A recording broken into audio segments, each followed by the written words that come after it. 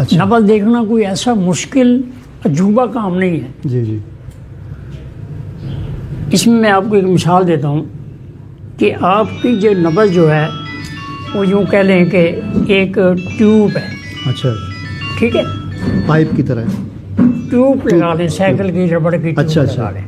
ٹھیک ہے, جی جی اب اس ربڑ کی ٹیوب کے اندر اگر پانی بھر دیا جائے اور کسی دیہاتی کو اچھا جو پڑھا لکھا نہ ہو, جی علم سے بالکل محروم ہو, اور اس کو آپ یہ کہیں کہ بھائی اس ٹیوب کے اوپر ذرا ہاتھ رکھ کے بتا دیں کہ اس میں کیا ہے, تو وہ یقیناً کہے گا کہ اس میں پانی ہے. اب وہ ٹیوب آپ الگ کر کے دوسری اس کے آگے رکھیں, اس میں ہوا بھری ہوئی ہو. اب اس جو کہ پڑھا لکھا نہیں ہے اس کو آپ نے ٹیوب کے اوپر کہا کہ بھائی ہاتھ رکھ کے بتائیں کہ اس میں کیا ہے, تو وہ یقیناً کہے گا کہ اس میں ہوا ہے.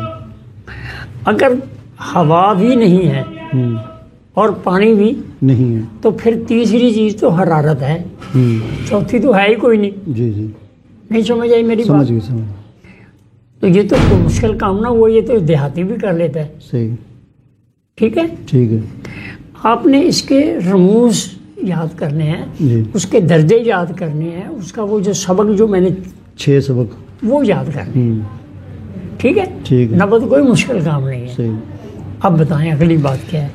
یہ دیکھیں, اس ہاتھ سے اس نبض کو دیکھنا ہے, جی اور اس ہاتھ سے اس نبض کو دیکھنا ہے. ٹھیک ہے. یعنی یوں ہاتھ نہیں آنا, اچھا یوں باہر سے ہاتھ باہر سے آئے گا. ٹھیک ہے, تاکہ یہاں درمیان میں کوئی چیز جو ہے, یعنی شہادت والی انگلی انگوٹھے کی طرف. جی ہاں. جی جی.